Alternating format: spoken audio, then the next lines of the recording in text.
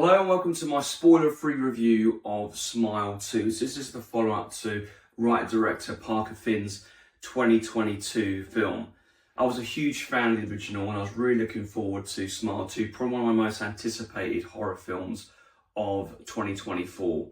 And right off the bat, I have to say, this film delivered everything I wanted from a sequel in this franchise. I think Parker Finn has knocked out the park completely with this second instalment. So let's get into it. So we follow Skye Riley, who's played by Naomi Scott. Skye is a singer, sort of in the vein of, say, of someone like Lady Gaga, and she's had some traumatic experiences that have happened in the past, and she's about to embark on this new world tour. So she had a lot of expectations on her shoulders and a lot of expectations for her fans. But of course, what happens is an incident happens which means that she succumbs to this smile demon that basically taunts and ruins her life completely. And I have to say, like, Naomi Scott's performance, this is probably my favourite horror performance of the year so far. In a year of really strong female leads, we had Demi Moore in The Substance, we had Lauren Rivera in Terrifier 3, but I have to say, I think Naomi Scott delivers my best performance, my favourite performance of this year. She has to hit so many emotional beats. You know, she's a very likeable person throughout and you really feel for her, and that's what she carries the weight of on this film throughout the scares. But as I say, for when she's calm when we first meet her, to when she becomes hysterical, to when she becomes scared. And there's a really cool bit in the film where she does like this monologue. She's doing a speech to like some conference, and she basically pours her heart out about what she's been going through and how she views her life. And it's really amazing. I say this, she really carries the weight of this film. When the scares come, they really hit because you really connect with her character. So Parker Finn's really stepped up his direction in this second film. All the elements from the first one were still there, like the really cool transitions, the really weird camera angles that he does that make you feel really nauseous. And the sound design, the creepy sound design from the first one returns, and I think it's even better here, and it complements those scares amazingly well. In terms of the actual horror in this second installment, Parker Finn really upped the game in this. It's nasty. This film's really mean, it's nasty, it's darker, and it's a lot gorier. There's some really cool set pieces in this film showcasing practical gore, and they went a lot further than they thought they would, and it's really awesome. And again, when you've got films like Terrifier 3 and The Substance this year, which relied on really good use of practical effects, it's great to see Smile 2 also follow this trend. I really hope it's a trend that's going to follow through with modern horror films, because practical effects in horror films is always the best.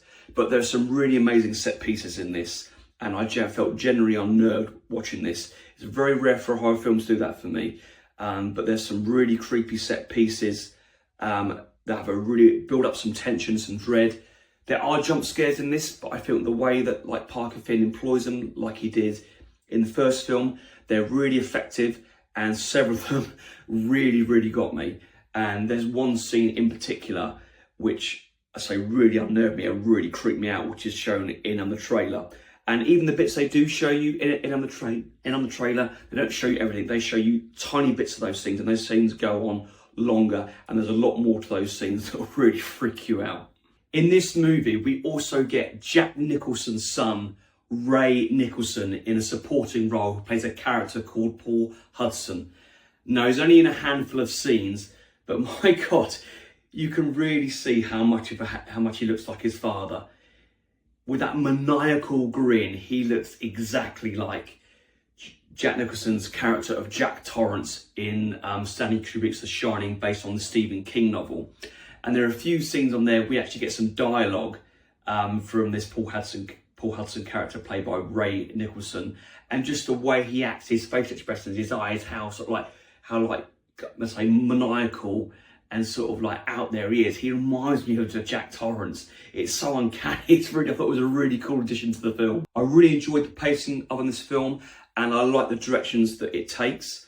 Obviously, it has to repeat some similar beats to the first film. We're following the lore of this smile demon, and there's a little bit more of that that's explored. But at no point did I feel that the pace was dragged. It was really well paced in terms of the scares and on the tension and what was happening. And ultimately, where the film ends up, I really liked the ending of this film, because if they don't decide to make any more Smile films, I think they left it on a really interesting note. And if they do make another one, which I'm pretty much sure they probably will after the success of the first film, and probably the success of this one, which I'm sure it's going to have, it will be really interesting to see where Smile 3 potentially is going to take us. But also, I say, the opening scene of this film is probably one of the best I've seen this year. Really tense, and it sort of carries on some events from the last film. And the way they do that and the way it plays into the title sequence is really well done. So in conclusion, I had a really great time with Smile 2. I think if you're a fan of the first film, you're really going to enjoy this. And Parker Finn, whether he decides to make another Smile film or he makes another film in the horror genre or whatever he does, he's certainly a director that I'm keen to check out anything from him in the future. And I say an outstanding performance by Naomi Scott and some really solid scares in this film.